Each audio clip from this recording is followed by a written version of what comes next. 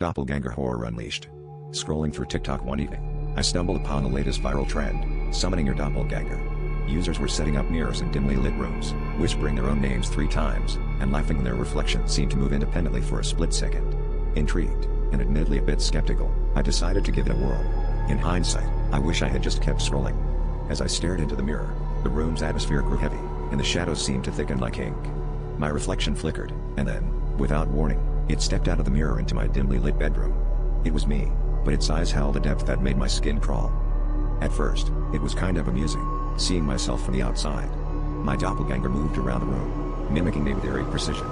But as the minutes turned into hours, the novelty wore off.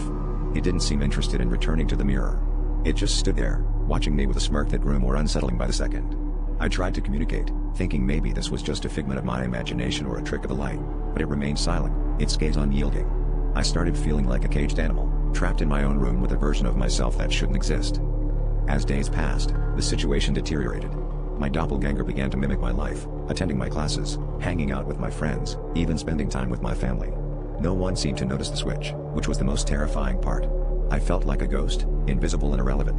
Whenever I tried to intervene, it would fix me with a glare that froze me in place, as if warning me to stay silent. It was perfect at being me, almost better than I ever was. Friends commented on how lively and engaging I seemed. My social media exploded with newfound popularity, all the while I remained trapped, watching my life be lived by an imposter.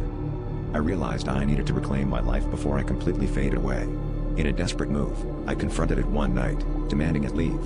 It simply grinned, a cold, sinister smile that sent shivers down my spine. Then, in a voice that was a distorted version of my own, it whispered, "You summoned me.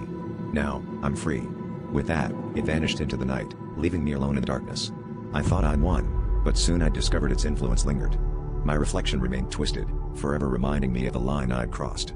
And every now and then, when I catch a glimpse of myself in a reflective surface, I see it there, lurking just beneath the surface, waiting for another chance to escape.